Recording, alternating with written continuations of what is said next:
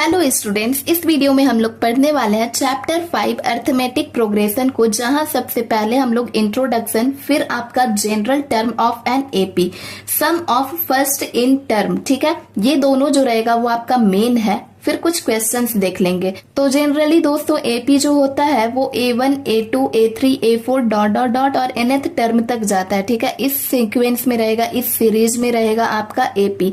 AP जो होता है दोस्तों आपका वो A1, A2, A3, A4, A5, ठीक है, डॉट डॉट डॉट और nth टर्म तक जाता है। ये सीक्वेंस रहता है एपी का, जहां पर दोस्तों A1 minus A2 minus A3 minus A4, ये माइनस क्यों है? क्योंकि इन दोनों का कॉमन डिफरेंस जो होता है वो सेम रहेगा। इन दोनों के कॉमन डिफरेंस से जिसका भी कॉमन डिफरेंस है, जैसे कि अगर हम लोग 2 माइनस A1 करते हैं तो जो आपका कॉमन डिफरेंस आएगा वही सेम कॉमन डिफरेंस आपका A3 माइनस A2 में आएगा, A4 माइनस A3 में आएगा, ठीक है। तो आपको एपी को इस फॉर्म में लिखना रहता है।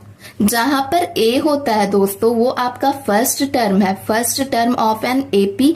ए को हम लोग फर्स्ट टर्म कहेंगे, एन को हम लोग number of the term of an AP, और D is equal to common difference होता है। जैसा कि मैंने आपको बताया, D is equal to A2 minus A1 हो जाएगा। और ए एन जो होता है वो nth term of the AP रहता है। General term of the AP, general term क्या होता है एपी का? तो A N is equal to A plus N minus 1 into D, ये आपका फॉर्मूला होता है दोस्तों। ए एन का फॉर्मूला होता है, एपी का फॉर्मूला होता है A N is equal to A plus N minus 1 into D. ये general term from last, general term from last, last के लिए आपका फॉर्मूला होता है A N is equal to L minus N minus 1 into D, ठीक है। आपका last के लिए ये फॉर्मूला होता है, जहां पे L is equal to last term होता है। Sum of the nth term of an AP, sum क्या होता है nth टर्म का? तो यहाँ पर Sn is equal to formula होता है by 2 into 2n plus n plus 1 into D, ये आपका फॉर्मूला होता है Sn का।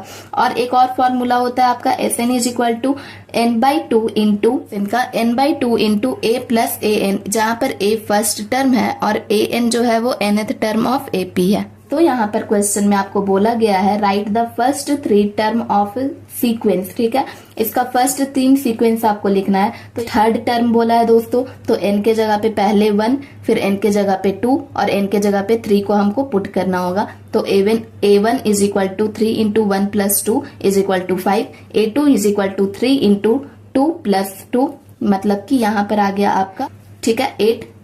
A3 is equal to 3 into 3 plus 2 that is 11। आपको चेक करना है कि माइनस 150 जो है वो एपी का टर्म है, जहां पर एपी आपका इस फॉर्म में दिया हुआ है 11 है, ठीक। 8, 5, 3 ये सारा आपका टर्म दिया हुआ है, सीरीज दिया हुआ है। तो जहां पर ए हमें पता चल गया ए होता है फर्स्ट टर्म, तो ए इज इक्वल टू 11 दिया हुआ है। D is equal to common difference होता है, दोनों के बीच का कॉमन डिफरेंस जो है वो -3 आ रहा है। और यहाँ पर आपका इस फॉर्मूला पे आप पुट कर दीजिएगा। तो A N is equal to A plus N minus 1 into D होता है, जहां पर ए आपका यहाँ पर फर्स्ट टर्म है, -150 आपका एपी का फॉर्म में है, टर्म में है या नहीं है। तो यहाँ पर ए एन इज इक्वल टू -150 को पुट करना है।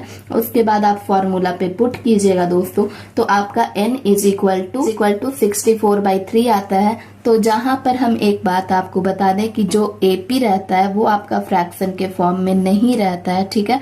तो फ्रैक्शन के फॉर्म में जब नहीं रहेगा तो -150 जो है वो आपका एपी का टर्म नहीं है। और n जो है दोस्तों, n को नेचुरल नंबर रहना है, ठीक है। n जो है वो आपका नेचुरल नंबर ही रहेगा।